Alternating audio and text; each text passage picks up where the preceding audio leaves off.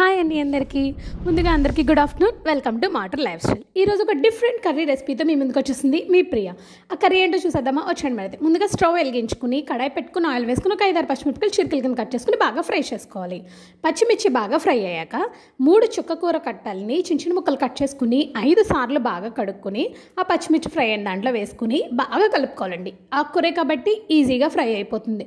2 నిమిషాలకి ఆకుకూర మగ్గిపోతుంది, 5 నిమిషాలకి కాడలు కూడా మగ్గిపోతాయి. నాకు తెలిసి బహుశా ప్రపంచంలో ఈ కర్రీ చేయడం ప్రియాకే సాధ్యమైంది, అది మన ఛానల్కే సాధ్యమైంది. నాకు తెలిసి ఇది ఎవరు చేసి ఉండరేమో అనుకుంటున్నాను నేను. సో చుక్కకూరని బాగా మగ్గబెట్టేసుకోవాలి. సో బాగా మగ్గపోయాక ఒక ప్లేట్లోకి తీసుకోవాలి. ఒక ప్లేట్లోకి తీసుకుని బాగా చల్లారబెట్టుకుని పక్కన పెట్టుకోండి.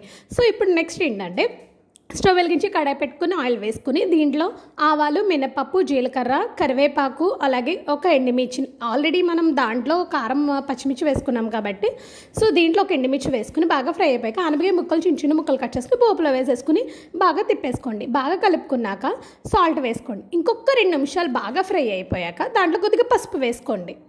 సో ఉప్పు పసుపు మగ్గేలాగా ఒకసారి బాగా ఫ్రై చేసుకోండి. ఈ ఆనపకాయ ఏంటంటే 100కి 100% కుక్ అయిపోవాలి. సో కుక్ అయిపోయాక ముందుగా మనం చుక్కకూర పేస్ట్ ఉంది కదా, అది అందులో వేసేసుకున్నాక ఒకసారి బాగా కలిపేసుకోండి.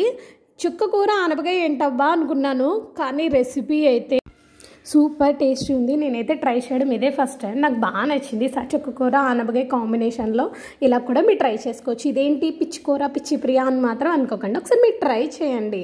నచ్చితే నెక్స్ట్ టైం ట్రై చేయండి, లేదా స్కిప్ చేయొచ్చు. ఓకేనా? ట్రై చేయడంలో తప్పలేదు కదా.